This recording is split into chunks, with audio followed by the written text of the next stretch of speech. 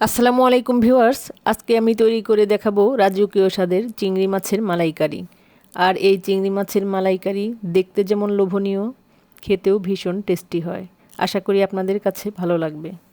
আর ভালো লাগলে like, share, subscribe করতে ভুলবেন না। মালাইকারির জন্য আমি এখানে একটা নারকেল কোড়া নিয়েছি, 1 কাপ পানি দিয়ে ব্লেন্ড করে নেব। আমি এখানে গরম পানি ব্যবহার করব না, কারণ ব্লেন্ড করলে এমনিতেই গরম হয়ে যায়। ছাঁকনি দিয়ে একটু ছেঁকে নেব। ছাঁকা নারকেল আপনারা চাইলে অন্য কোনো রান্নায় ব্যবহার করতে পারেন। দুধটা হবে এমন বেশি ঘনও না, আবার একেবারে পাতলাও না।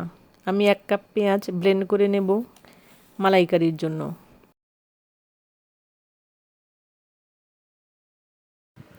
মালাইকারির জন্য আমি এখানে কিছু চিংড়ি মাছ নিয়েছি, এগুলোকে কুটে ধুয়ে পরিষ্কার করে নিতে হবে।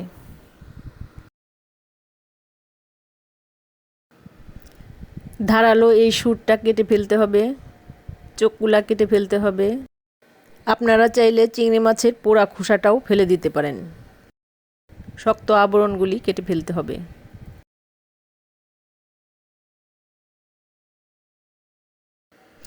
মাথার কাছে ময়লা থাকে, এগুলি পরিষ্কার করে নিতে হবে। দেখতেই পাচ্ছেন অনেকখানি ময়লা, এগুলো অবশ্যই পরিষ্কার করতে হবে, তা না হলে মাথা কিন্তু খাওয়া যাবে না। ময়লার নিচে হলুদ রঙের ঘিলুগুলি আবার ফেলে দিবেন না, এটা খেতে টেস্টি হয়। পিঠ বরাবর কেটে ময়লা একটা রগ থাকে, ওইটাকে ফেলে দিতে হবে।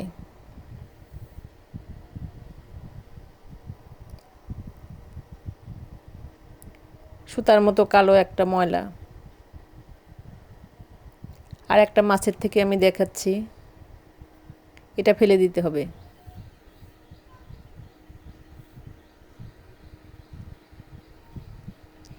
সবগুলো মাছ কাটা ধোয়া রেডি।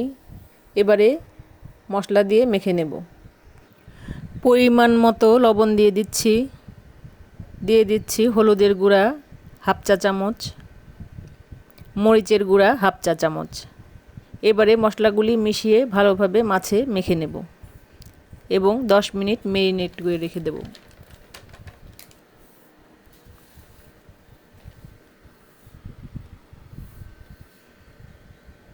ভালোভাবে মাখাতে হবে, সব জায়গা যেন মশলাগুলি লাগে। পিঠের কাটা অংশে ভালোভাবে হাত দিয়ে মেখে মেখে মশলাগুলি ঢুকিয়ে দেব।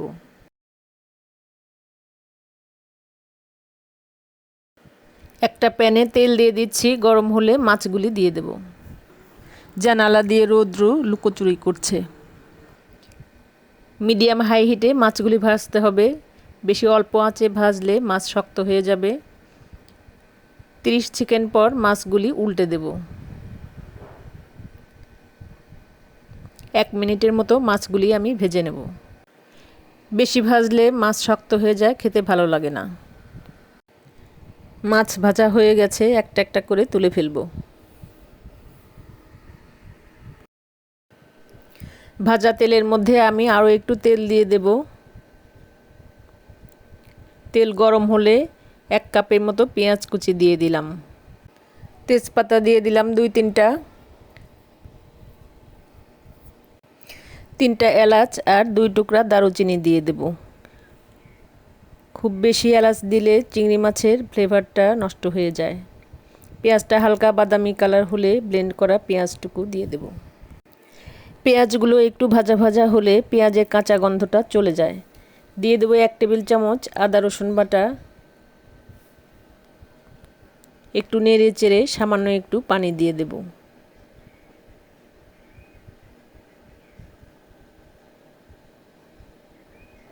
হাফ চা চামচ হলুদের গুঁড়া দিয়ে দেব, 1/2 চা চামচ মরিচের গুঁড়া, 1/2 চা চামচ ধনিয়ার গুঁড়া, 1/2 চা চামচ জিরার গুঁড়া দিয়ে দেব।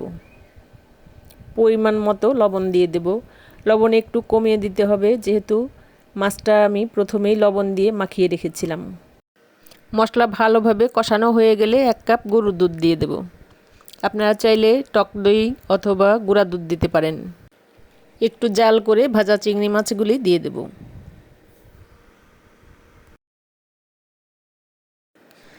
মাছগুলিকে ভালোভাবে কষিয়ে নেব, এতে করে মশলাগুলি মাছে ভালোভাবে ঢুকে পড়বে, খেতে ভালো লাগবে। আরও একটু দুধ দিয়ে দেব।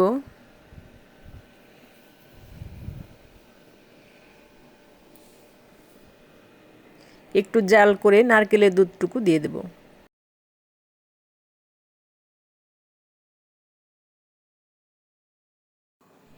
একটু পর পর নেড়ে দিতে হবে, নিচে পোড়া লেগে যেতে পারে, তাহলে কিন্তু এর স্বাদটাই নষ্ট হয়ে যাবে। 1 চা চামচ চিনি দিয়ে দেব, টেস্টটা খুব ভালো আসবে। ঝোলটা জাল করে শুকিয়ে ফেলতে হবে। 1.5 চা চামচ ঘি দিয়ে দেব। নারকেল দুধ আর ঘিয়ের সংমিশ্রণে শাহি শাহি একটা স্বাদ আসবে। কয়েকটা কাঁচামরিচ দিয়ে দেব, এতে ঝাল গন্ধ দুটোই আসবে। ঝোল শুকিয়ে গেছে, লবণ ঝাল দেখে চুলা থেকে নামিয়ে ফেলব। দেখতে কিন্তু দারুণ হয়েছে, খেতেও হয়েছে অসাধারণ। আমার কাছে মনে হয় এই রকম মাখা মাখা ঝোলটাই খেতে বেশি ভালো লাগে। যারা আমার ভিডিওটি এতক্ষণ ধৈর্য ধরে দেখেছেন তাদের জন্য রইল অসংখ্য ধন্যবাদ। আর যারা দেখেননি তাদের আমন্ত্রণ রইল আমার ভিডিও দেখার জন্য। সবাই ভালো থাকবেন, সুস্থ থাকবেন। আল্লাহ হাফেজ।